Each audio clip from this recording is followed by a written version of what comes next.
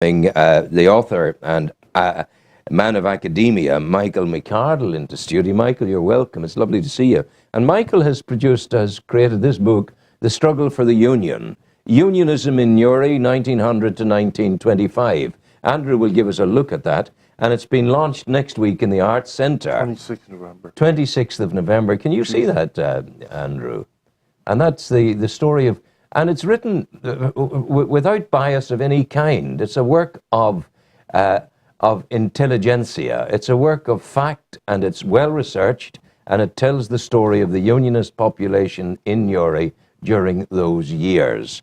And what was the motivation, Michael, for writing a book such as this? Well, I'll be honest about it. It wasn't exclusively my idea.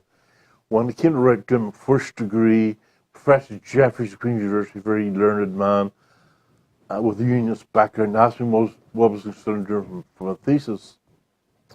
A particular subject of mine is Newry during the 1641 rebellion. And I advanced that idea to Professor Jeffries, but he had rather vexed and he said, why does everyone want to write about national history? What's wrong with unionist history? Yes. And he's quite right, because, you know, it is marginalised and underrepresented in terms of historiography. So he says, why don't you look at history?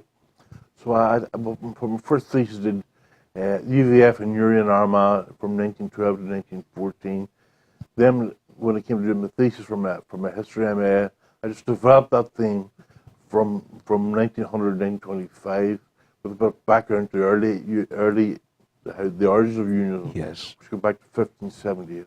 Now, it's often said that Newry is a cold place for unionists, for Protestants. Mm-hmm. Did your investigation and your study and research bear that? Does it bear that out? Yes, I would certainly concur with those sentiments. But really, it's a demography. It's an exercise in demography. For once upon a time, unionism or Protestants consisted of maybe 40%, up to 42% of the population. It's now down to the last census, it was possibly between 3 and 5, which is a huge decline in population. The reasons for it, who knows? Lots of reasons: economic, sociological, obviously political violence comes in, but it's not the whole story. There's lots and lots of factors involved. Where in Newry was in those days, those early days? I see an Edward Fullerton there of 7 Caulfield Place. He, along with others here, signed the covenant at Newry Orange Hall. Yes, I believe at the time of the covenant, there was 1,700 people signed the covenant. The covenant was an affirmation to resist by all means the imposition, as they would have seen it, of home rule in Newry. Yeah. So 1,700 was a considerable number. It's interesting that Edward Fullerton. That's also a nationalist name, and there was a relative of mine. He's now dead and gone, but he was in the IRA at the time of the 20s. Edward Fullerton. Isn't that strange? Yes, well, you'd have them on both sides. Well, Fullerton, in fact, was the name, I'm quite sure, of English extraction.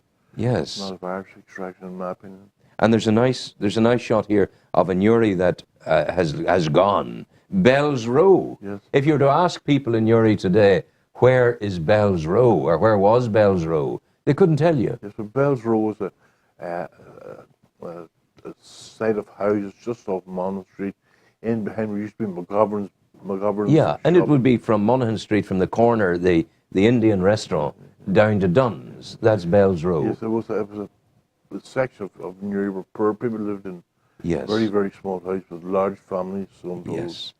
And as the unionist population started to slip away in Newry, were there efforts made to prevent that happening? Well, how can you regenerate a section population that's actually dying? This is nothing new. This is a feature of Irish history going back to the year dot.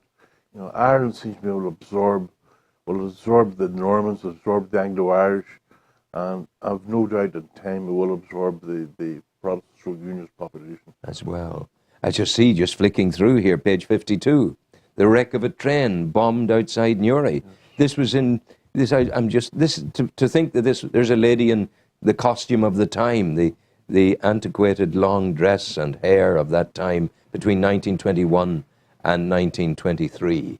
So they were blowing up trains Yes, even well, then. that was an exercise done by the 4th Northern Division of the IRA. Yes. After the truce, the IRA still resisted the imposition of partition in Ireland. In Yeah. fact, to that end, they were aided and abetted by the Free State government, undercover, so to speak. Yeah. Yes. Even though Michael Collins had signed the Anglo-Irish Treaty of 1921, he behind the scenes was arming the IRA, led by a man called Frank Egan. So he was doing that. Yes. Although Collins, the man who was killed at Belnabla, Belnabla, and he was killed because of his, in a sense, cooperation in the British ideal. He was behind that, arming the Northern Division. Well, so it's said. There's no actual empirical proof, but the IRA were getting their arms from somewhere. Yeah. In fact, the Union is seen as part of a bigger ploy that the Free State government of Cosgrove, I don't recall, but said there were, there was just renegades, but the Unionists in this area were of the opinion that it was government strategy, government policy, in which you probably have a good point, yeah. Yes. Just one thing about partition and Collins. Collins signed the Anglo-Irish Treaty subject to the clause of the Boundary Commission, which were in part to determine where people wanted to be on the northern side or the southern side. But the small print probably didn't read was subject to economic considerations.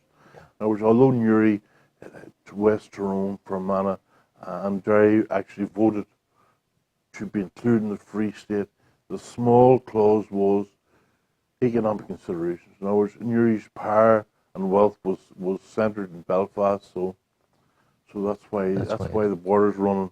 Yeah.